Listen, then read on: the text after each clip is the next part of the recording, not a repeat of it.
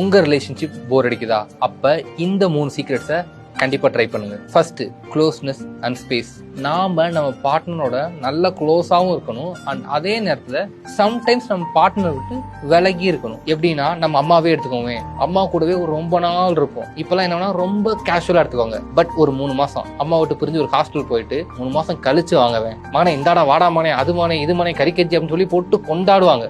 Difference புரியுதா?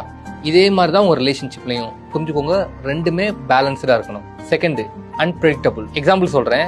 படம் ஒண்ணு பாக்குறீங்க, படத்துல அடுத்தடுத்து இதாவன்னு சொல்லி உங்களுக்கே தெரியுது, என்ன ஆகும்? போர் அடிச்சிடும். ஸோ அதே மாதிரிதான் இங்கேயும் நீங்க இதான் அடுத்தடுத்து பண்ணீங்கன்னு சொல்லி அவங்களுக்கு தெரிஞ்சு அப்படின்னா போர் அடிச்சிடும். Third, explore new things. After marriage நிறைய பீப்புளுக்கு என்ன ப்ராப்ளம் அப்படின்னா, வீடு ஒர்க் அப்படின்னு சொல்லி ஒரு சர்க்கிள்குள்ளேயே மாட்டிக்குவாங்க, ரொம்ப போர் அடிக்க ஆரம்பிச்சிடும். ஸோ நீங்களும் உங்க பார்ட்னரும் சேர்ந்து எக்ஸைட்டிங்கான பிளேசஸ் போங்க, ட்ரிப்ஸ் போங்க, அட்வென்ச்சரஸா இருங்க. ஒரு 6 மாசத்துக்கு ஒரு வாட்டியாவது நல்ல ஸ்பார்க் இருக்கும் ரிலேஷன்ஷிப்ல. கல்யாணத்துக்கு அப்புறம் நிறைய பீப்புள்கிட்ட இருக்கிற ப்ராப்ளம் இதுதான். இதெல்லாம் ஃபாலோ பண்ணீங்க அப்படின்னா கம்முன்னு இருக்கிற ரிலேஷன்ஷிப் ஜம்முன்னு மாறிடும்.